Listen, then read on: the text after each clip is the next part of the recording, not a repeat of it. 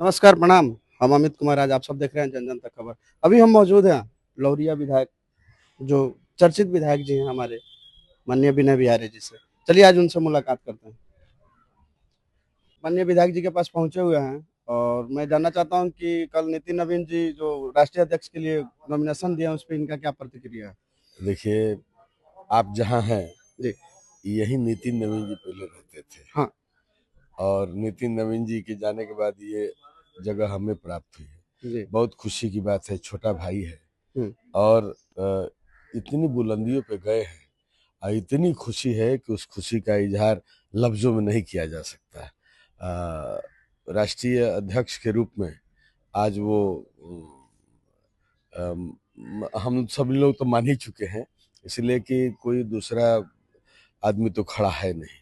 जी। तो निर्विरोध और उनके राष्ट्रीय अध्यक्ष बनने से जहां बिहार गौरवान्वित हुआ है, वहीं हम लोग जो उनके साथ जुड़े हुए हैं, हम लोग भी बहुत खुशी का अनुभव कर रहे हैं। जी।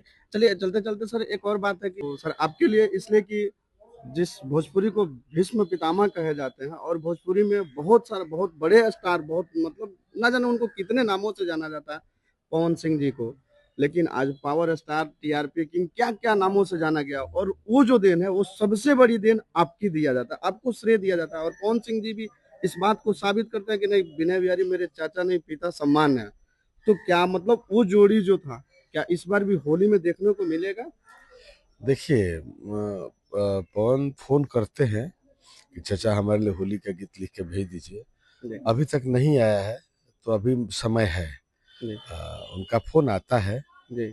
और आएगा तो हम यहाँ से कुछ भी है बेटा है करेंगे। सर से आज जानना चाहते हैं कि सर, राजनीतिक मुद्दे पर तो बहुत सारे लोग बहुत तरह का बात करते हैं, लेकिन एक बेबाक विधायक है जो कि कुछ भी बोलने में किसी से डरते नहीं है, और काम के प्रति भी हम देखे हुए हैं क्योंकि हम इनके विधानसभा से हैं।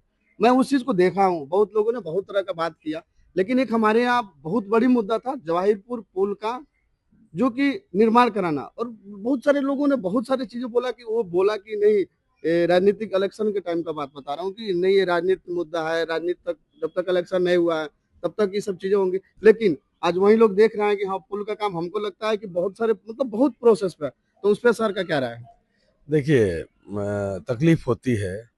देखिए, जब किसी की माँ को माँ कहिए, चाची कहिए, अच्छा लगता है। किसी की बहन को बहन कहिए, दीदी कहिए, अच्छा लगता है। किसी के फुआ को फुआ कहिए तो अच्छा लगता है, लेकिन किसी की पत्नी को पत्नी कहिए, ये तो अच्छी बात नहीं है। लगभग 5 साल से मैं जवाहिरपुर घाट पुल के लिए प्रयासरत था और मैंने अपनी जनता को कहा था कि जवाहिरपुर घाट पुल अगर नहीं बनवाएंगे तो हम आपके यहाँ वोट मांगने नहीं आएंगे। जवाहिरपुर घाट पुल जो है, निर्माण कार्य प्रारंभ कराने के समय में बहुत सारे फेसबुकिया नेता, ये फलाने ने कराया थे, चिलाने ने कराया थे, ये झूठ बोल रहे हैं, विधायक जी ऐसे बोलते हैं वैसे बोलते हैं। मुझे भी पता है और जनता को भी पता है कि ये पियरका बेंग लोग जो है, ये सावन भादो में निकलते हैं, उसके बाद फिर ढूकते हैं, बीयल में तो निकलते नहीं है। जब सामान गिरा तो लोग क्या बोलाओ, विधायक जी अपने पैसे से कुछ सामान गिरा दिए हैं और किसी ठेकेदार को बोल हाँ, ये करके सब बातें चल रही थी, मुझे सामान गिरवा दिए हैं। और जैसे इलेक्शन बीतेगा, विधायक जी वो वोट ठग लेंगे। अब विधायक जी जो है उसके बाद पुल नहीं बनवाएंगे, इनसे पुल नहीं बनेगा।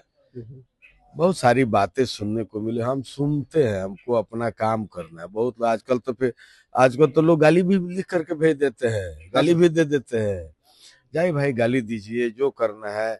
एक तो सोचना चाहिए, किसी भी नेता को गाली क्यों देंगे भाई? किसी भी नेता का विरोध क्या करेंगे? आपके पास वोट की ताकत है, आप अपने बंद कमरे में मशीन रखा हुआ है, जाइए जिसको देना है दे दीजिए। लेकिन कोई कोई नेता को कोई भी गाली लिख के भेज देता है या गाली बोलता है, मुझे लगता है कि उनकी मानसिक स्थिति अच्छी नहीं है। आज हमारे यहाँ की जनता को देखने को मिल रहा है, सब समझ रहे हैं, देख रहे हैं कि न सामान गया और न कोई कोई इस तरह की बात हुई। और आज पाया निकल रहा है, काम हो रहा है, तो काम ही जवाब होता है। जी जी जी। हम वैसा कोई काम नहीं करना चाहते हैं जिससे हम जनता के सामने लज्जित हो। जनता हमारे लिए भगवान है। बाकी जो नेता है, जी जिनको भी इच्छा है कि हम विधायक बने, या जो किसी विधायक के बहुत खास हैं, या कोई आदमी किसी पार्टी का बहुत खास है, तो वो विरोध करे। लेकिन विरोध का तरीका ये नहीं है कि आप जनता को आप जो है नेता को मैसेज करें गंदा गाली लिख करके, आप किसी के बारे में कुछ भी बोलें। 22,000 गीत हम लिख चुके हैं और बोलने वाले बोलते हैं नचनिया बजनिया। बताइए, लेखक को, गीतकार को नचनिया बजनिया जैसे शब्द से इस्तेमाल करते हैं लोग। ऐसे शब्दों के इस्तेमाल से वर्जित होना चाहिए। थोड़ा इस तरह का शब्द इस्तेमाल नहीं करना चाहिए।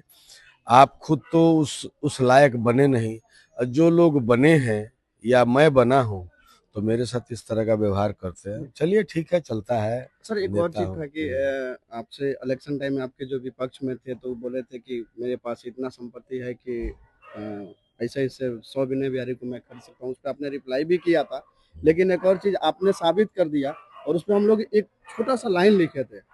उन्होंने अपने संपत्ति का जो ब्यौरा दिया था 373 करोड़, तो हम लोग लिखे थे क्योंकि उनको भी पता है कि हम मतलब हम लोग ऐसे तो अभी मीडिया लाइन से, लेकिन पहले तो आप ही के साथ थे, तो हमने उस चीज को लिखा था कि 373 करोड़ रुपए भारी और एक विनय बिहारी।